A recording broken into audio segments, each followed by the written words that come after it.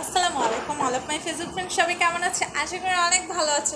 আমি কিন্তু অনেক ভালো আছি, ঠিক আছে? কারণ বুঝতে পারছি আজকে সিরিকার বান্ধবীকে কি যেন গিফট, মানে কি যেন কি মানে লিপস্টিক আরও অনেক জিনিস গিফট করছে। ওগুলোর মধ্যে থেকে আমি এই লিপস্টিকটা ঠুটে দিছি আর ওর দুলটা পড়ছি, ঠিক আছে? সো আমার কিন্তু খুব হ্যাপি লাগছে, কারণ সিরিকার জাগ না থাকলে আমি তো কিছু পারতাম না, ঘুমাচ্ছে দ্যাটস আমি দিতে পারছি।